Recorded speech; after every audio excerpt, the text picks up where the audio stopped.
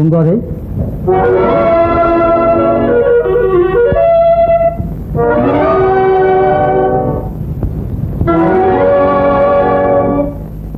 யார்?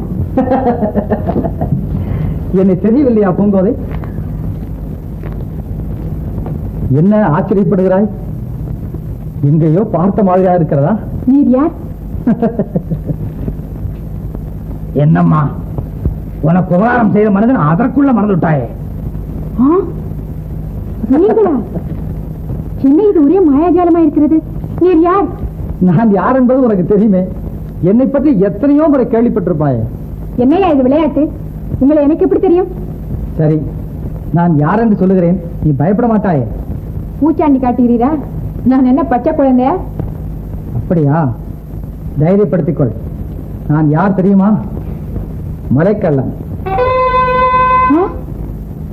மலைக்கள்ளன்?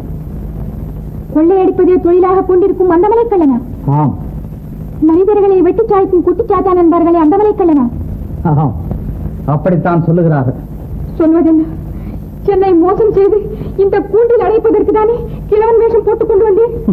ஐயோ, வேட நம்புக்கு தப்பிய புறா பருந்திடம் சிக்கிய கதையாகிவிட்டது. நீர் யார் என்பது அப்பொழுதே தெரிந்திருந்தால் அந்த புலிக்கு இரையாகி அதன் பசியாவது ஆற்றிருப்பேனே.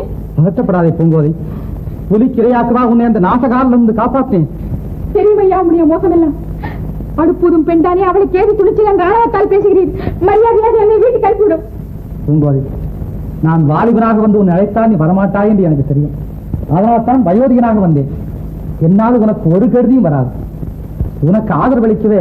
நீர் என்ன எனக்கு ஆதரவளிப்பது? அதோ தெரிகிறது, அந்த அறிவு எனக்கு ஆதரவளிக்கும். அதில் விழுந்து என் உயிரை மாய்த்துக் கொள்கிறேன். பூங்கோதை, அர்த்தம் இல்லாமல் பேசாதே.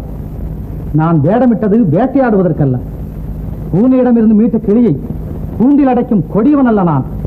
நீ விரைவில் சுதந்திரமாக பறந்து உன் வீடு போகலாம். சுற்றி இருக்கும் வல்லூர்கள் தொலையற்றும் என்றுதான் எதிர்பார்த்திருக்கிறேன். இதில் சூதோ சூழ்ச்சியோ கடுகளவும் கிடையாது. ஆமா அம்மா, உனக்கு ஒரு குறையும் வராம நான் பாத்துக்கிறேன். சின்னி, பூங்கோதை மிகவும் பயந்திருக்கிறார்.